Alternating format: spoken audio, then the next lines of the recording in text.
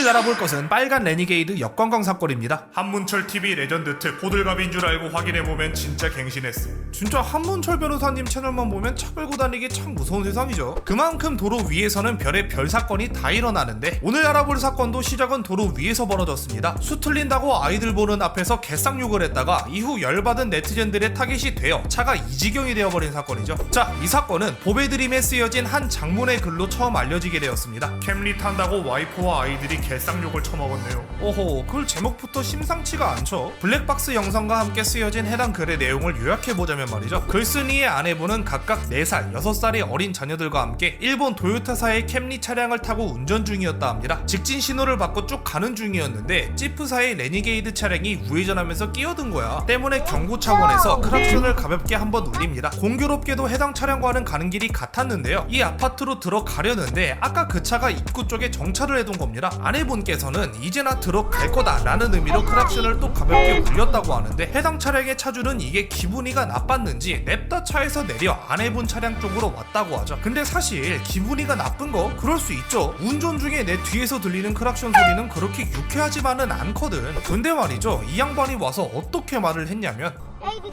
들어간다고요. 들어간다고. 그냥 그렇게 돌아가시면 되잖아요. 아까부터 그 빵빵거리는데 쪽 타고 다니면서 아니 직진하는데. 일본 차 타고 다니면서 이쪽 같은 나 이 야너쪽 너쪽 너 일본 사람이지?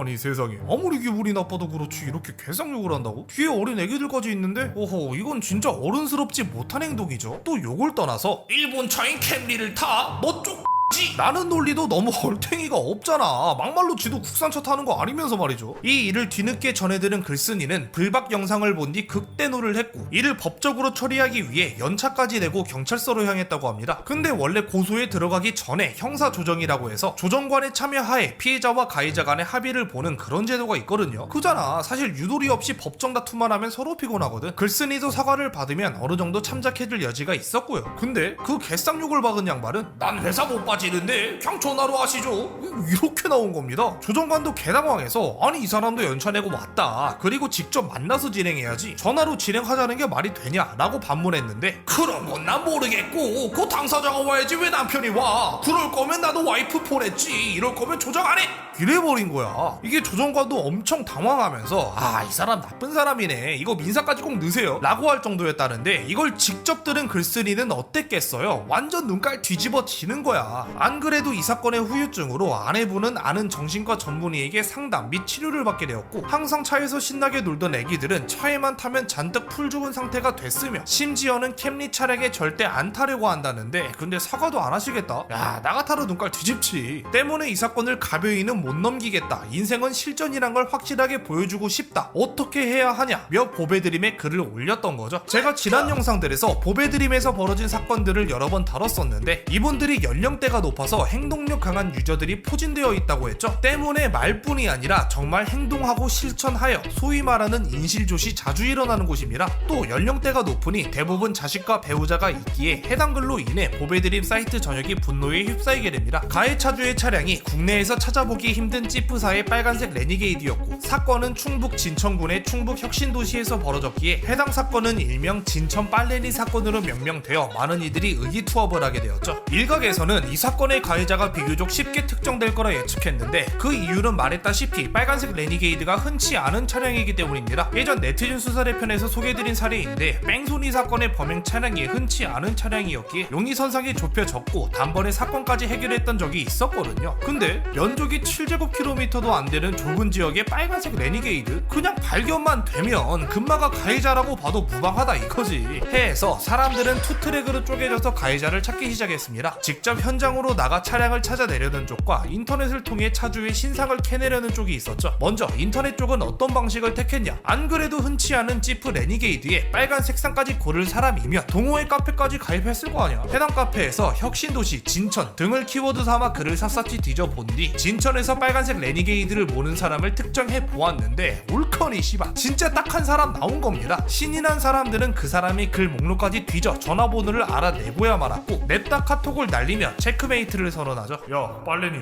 너지? 엥? 저 아닌데요? 아니긴 뭐가 아니야 이 새끼가.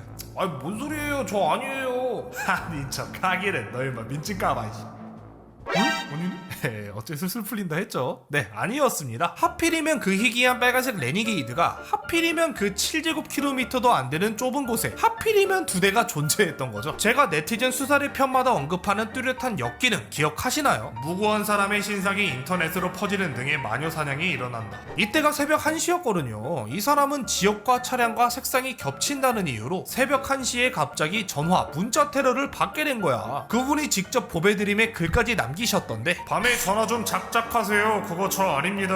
전화 온 번호 싹 다 고수 넣을 겁니다. 잘 알아보고 전화하십시오. 확실하지 않으면 승부를 걸지 말아라. 타짜 오늘도 연전 연승. 그래도 나름 다행인 건 말이죠. 인터넷에선 이럴 때 아님 말고 받고 냅다 째는 게 일상 다반사인데, 이번 케이스에선 사람들이 아님 말고 대신 대가리를 박으며 사과를 전했죠. 특히 앞장서서 애꿎은 사람을 특정해버린 유저도 직접 연락하여 사과를 전했고, 랩핑 업체를 운영하는 한 보배드림 유저는 위로 차원에서 전액 무료로 랩핑 시공을 지원하겠다는 약속까지 했다고. 이분도 나중에 사건의 자초지종을 전해 들은 뒤에는 정의감에서 비롯된 사건임을 알게 되었다. 이해한다. 처음엔 화났지만 지금은 모두 용서되었으니 걱정 말아라. 라며 대인배스러운 면모를 내비쳤다는 거. 아무튼 이렇게 인터넷을 이용한 수사는 개똥볼을 차게 되었습니다. 그럼 다른 쪽, 직접 현장으로 뛰어간 사람들은 어떻게 하고 있었냐? 사실 아무리 그쪽 지역이 좁다고 해도 좀 막막하긴 하죠. 뭐 조그마한 단서라도 있어야 차량을 찾든 말든 할 텐데, 근데 누군가 그 단서를 잡아내고야 맙니다.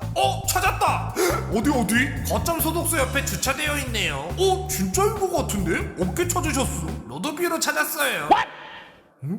아니 씨부레, 아무리 좁은 곳이지만 여기를 로드뷰로 다 뒤져봤다고? 그 차가 찍혔는지 안 찍혔는지도 모르는 판에, 이 사람도 진짜 광기야 보면. 이번에야말로 진짜 찾은 것 같다고들 생각했는데, 그 이유가 뭐냐면 앞서 오해를 받았던 다른 빨래니 차주가 이 지역 빨래니는 나 포함 2대뿐이다 라고 한 점, 불박에 찍힌 차량을 보면 사이드 스텝이 있는데 이 차량에도 사이드 스텝이 붙어 있던 점, 해당 차량이 사건 현장으로부터 7분 거리 정도인 인근에 주차되어 있던 점, 사건 현장부터 주차 장소까지 오는 도로와 블랙박스에 찍혔던 그 도로가 겹치는 점 등 많은 근거를 토대로 그 차량이 맞다고 판단한 이들 몇몇이 직접 해당 장소로 나가기에 이르죠. 첫 글이 쓰여지고부터 이 단계까지 이르기의 시간은 단 12시간. 이번에는 오인 사격을 방지하고자 먼저 카톡을 보내 확인을 해봤는데 그 사람이 맞았습니다. 카톡 답장 보면 사과하실 생각은 절대 없는 것 같죠. 이에 격분한 모배드림 유저들은 냅다 시바마 오한마로 차를 그냥 박살내진 않았고요. 그건 범죄죠. 대신 유순한 방법을 택합니다. 실제로 진천 빨래니 사건 바로 며칠 전에 송도 캠리 불법 주차 사건이라고 있었거든요. 아이러니하게 그 사건에선 또 캠리가 빌런이었는데, 아파트에서 자기 차에 주차 위반 딱지 붙였다고 성 나가서 주차장 출입 후에 차 유기하고 냅다 튀어버린 사건이었단 말이죠. 당시 이 사건이 이슈가 되며 해당 차량에는 주차 똑바로, 부끄럽지 않은 어른이 됩시다 와 같은 내용을 담은 포스트잇이 차량에 빼곡하게 붙었거든요. 때문에 이번에도 그들은 차량 앞에 간이 상황실을 설치한 뒤 차량에다가 하고 싶은 말을 적은 포스트잇을 빼곡하게 붙이기 시작했죠. 아까 때는 순수합니다. 인생사 세운지마. 당신도 피해자가 될 수 있습니다. 내가 차주다. 이분은 처음에 그 오해받은 다른 빨래니 차주분 이분도 찾아왔나 보더라고. 그리고 그 와중에 1500에 매입 가능하다고 병 꽂고 간 너는 그냥 인류해라. 또 로또 1등 맞게 해주세요. 승진시켜주세요. 성지 순례 왔습니다. 같은 포스트잇을 보면 아시겠지만 이곳은 일종의 성지가 되어 많은 이들의 발걸음이 끊이질 않았습니다. 이 과정에서 상황실을 지키는 사람들을 위해서 많은 도래가 들어왔는데, 치킨, 피자, 족발, 바카스, 비타오백, 짜장면, 음료수 같은 음식 도내는 물론 캠핑장을 운영하시는 분의 캠핑장 후원 같은 물적 후원과 꼬북이랑 파이리는 왜? 설현 등신대는 진짜 왜? 아무튼 거의 음랜디급의 돈의 화력이었기에 주변에 위치한 119 소방센터의 대원분들과 음식을 나눠 먹을 정도였다고 하더라고요. 자, 근데 이 사건이 그냥 보배드림 내부에서만 벌어지는 찻잔 속의 태풍으로 그치지 않았습니다. 실제로 여러 언론에서 다룬 것은 물론 상황실을 취재하러 온 방송사도 있었을 정도란 말이죠. 이쯤 되면 빨래니 차주도 뭔가 쎄한 걸 느꼈을 거예요. 빨리 차 빼고 싶었을 텐데, 근데 이걸 지금 어떻게 가지러 가? 때문에 상황실이 마침 부재 중일 때 냅다 견인해가 버렸습니다. 아니 그냥 시원하게 사과 한번 하시지만은. 근데 이제 우째 차가 사라졌는데 이거 어떡할 거야? 여태까지는 마침 인가 주변도 아니었기에 이렇게 축칠수라도 있었지. 이제 빨래니 차주도 상황을 파악했는데 이 차를 가만 두겠냐고. 당연히 안 보이는 데에 꽁꽁 숨기겠죠. 때문에 아쉽게도 이 사건은 이렇게 사과도 못 받고 허무하게 끝이 나 버리는 줄 알았으나 세상은 넓고 광기는 넘쳐난다. 당시 상황실을 지키던 사람 중 한 명이 단단히 도끼가 올라 거의 뭐 추격자의 빙의에서 또다시 빨래니를 찾아내고야 말았습니다. 야,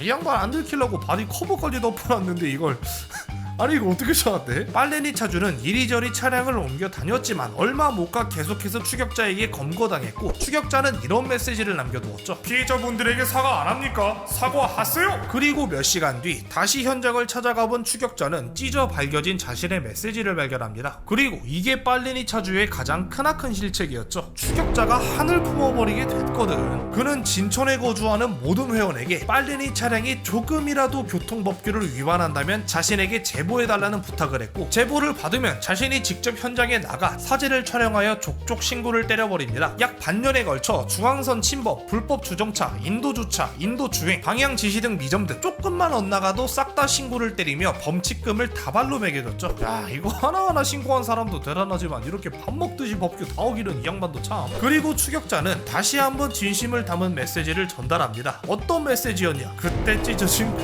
메시지. 아마 빨래니 차주도 이쯤에서 직감했을 거예요.